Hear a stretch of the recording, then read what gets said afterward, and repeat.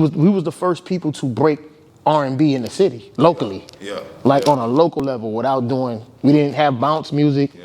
You know what I'm saying? We had real R&B. Yeah, facts, So facts, getting on the radio, and that was the first time that ever happened.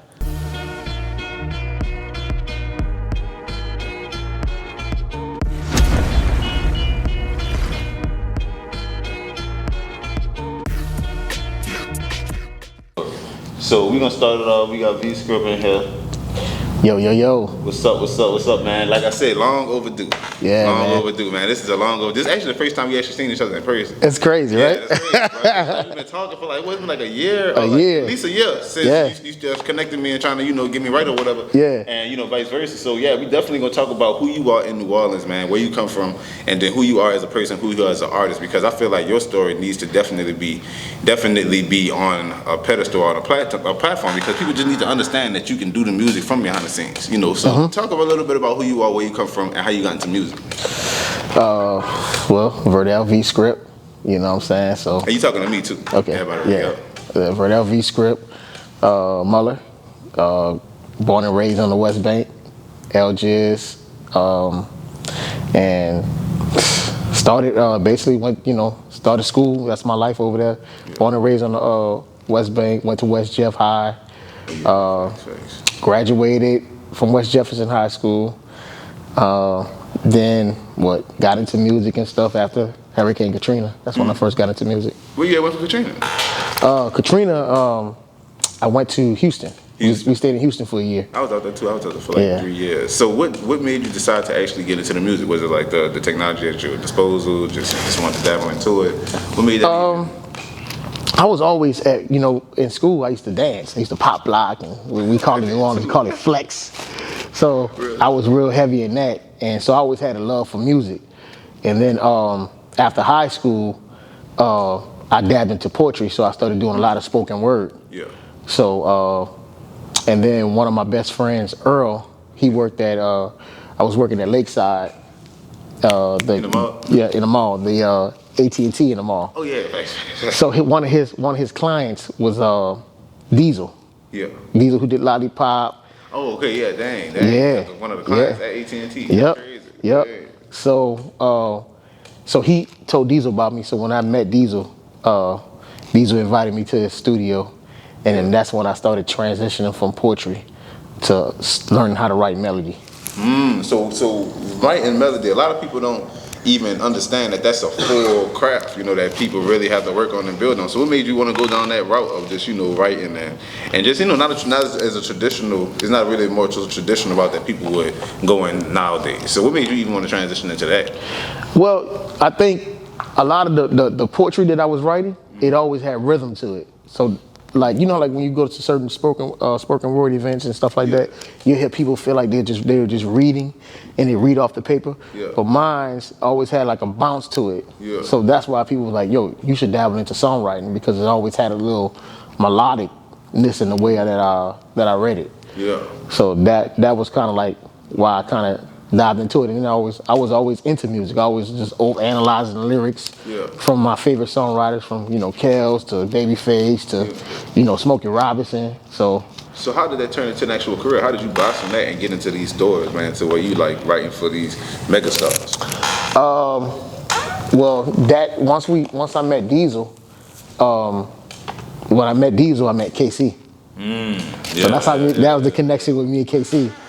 So KC got Diesel. Diesel had got KC to New Orleans. So KC came to New Orleans to work with Diesel, and then when I went to the studio, Diesel connected me and him. And what year was that? This was 2007. Yeah, that was the beginning of everything. Yeah. So y'all started working, and it's crazy because when we hooked the mic, I'm gonna get your side of the story too. We're gonna just connect the dots here. But how, when y'all got to the studio, y'all started making music, then how did that blossom? So when I met KC, me and KC connected, and so KC would just stay at the studio. KC was actually staying at the studio. So at night, my cousin Rance Davis. Yeah. So me and Rance would go in there and work with KC through the whole night, dog. Every time we would leave. I get Diesel. Hey, Diesel, you gotta forgive me. Yeah. It's over and out, bro. You gotta forgive me. Yeah, but it's from that point, working at the studio. over there, and we used to be in there, and KC ran the studio, so KC was like, yo, y'all come record. Yeah. And we be in there recording, just working on songs.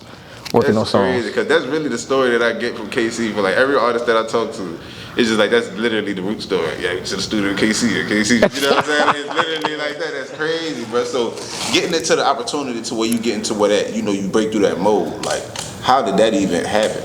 So after that, you know, we stayed in the studio, perfecting the sound. Because at first, you know, when you first start doing music, everybody think they're good, but our records was terrible. Our records was terrible. So we got into the studio, and we just was perfecting the sound, and then later on we had, you know, pieces. So it started off us, KC, and this was KC's first time ever. You know, KC was a hip hop producer at the time, so this was his first time dabbling in R&B. Yeah. Like I was like, nah, dog, you gonna learn how to do R&B? He was like. Nah. So we started building. We just kept, you know, we stayed at it, started building, networking. We'll go out, meet different people, and I remember it was I think it was Hurricane Gustav. Came, me, KC, and Rance. We went to Atlanta. Yeah. We evacuated to go to Atlanta, and that's when we met Walter. And so that connected a dot to us getting to the next level, because Walter had Extreme Entertainment. Yeah. You remember Baby Boy, who was on the radio, This Is the Way I Live. Actual play, yeah. So then he signed Rance, and then the rest was history. That's how we was able to get our music out.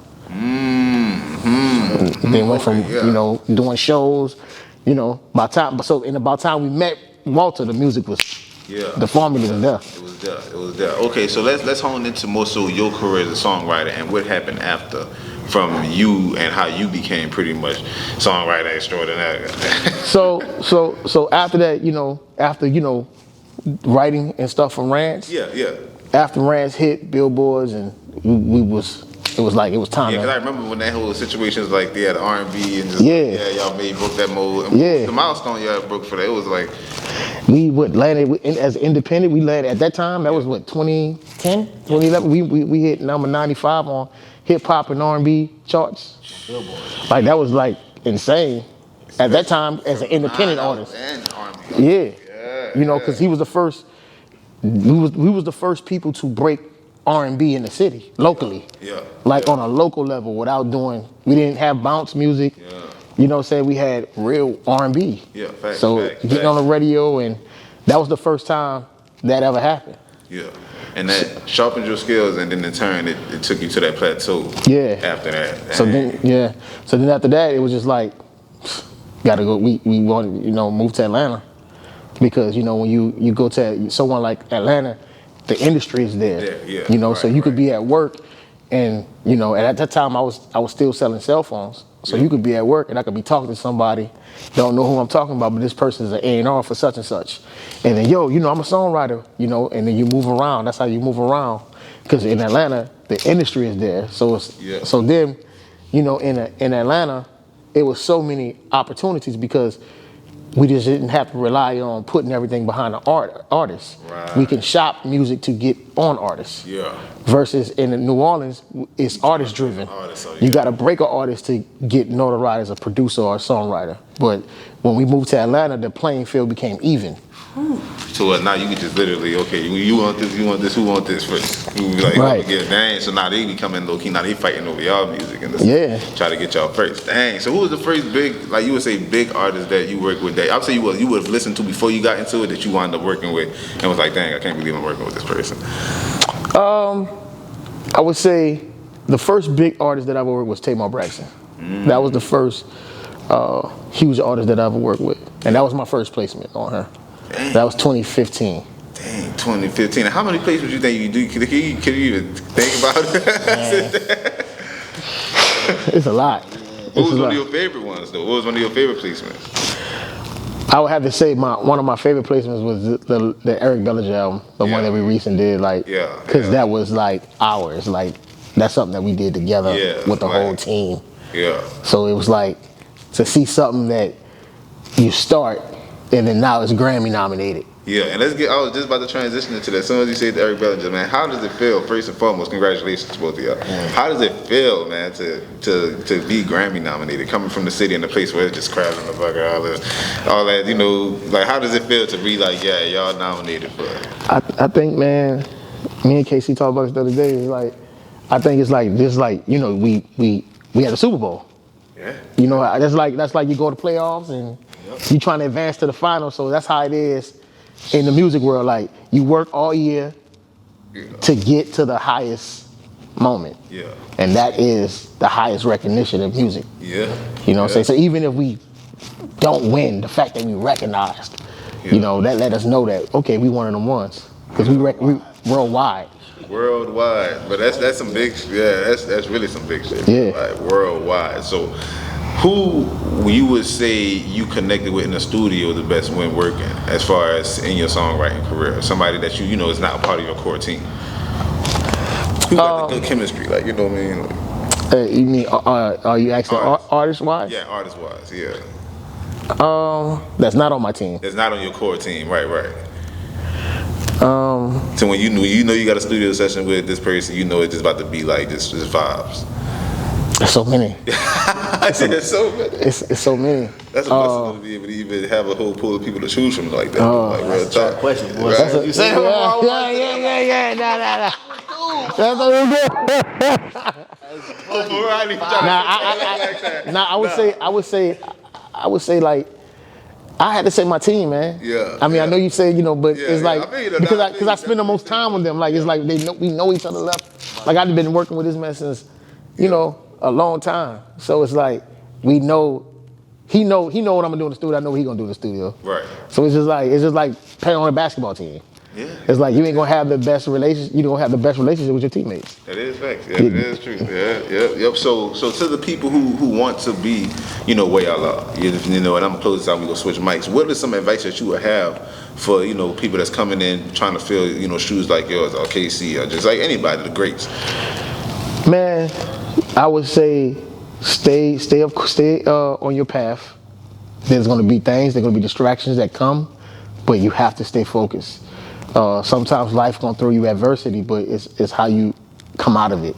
Yeah. And and another thing is, don't be like, let ego. Ego is like the biggest thing.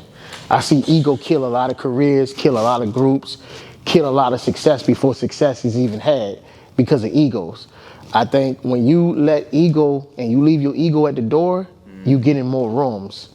And don't be afraid to evolve. Like, okay, music change, right? Music change, cadences change, melodies change, beats change, producers change, drums on beats change. So you want to stay afloat. Don't never get so caught up in yourself to where you don't evolve. Yeah. So you don't pay attention what's in front of you going on. Yeah. As long as you pay attention to what's going on and you stay humble and you keep an open mind, you're gonna always have some type of success.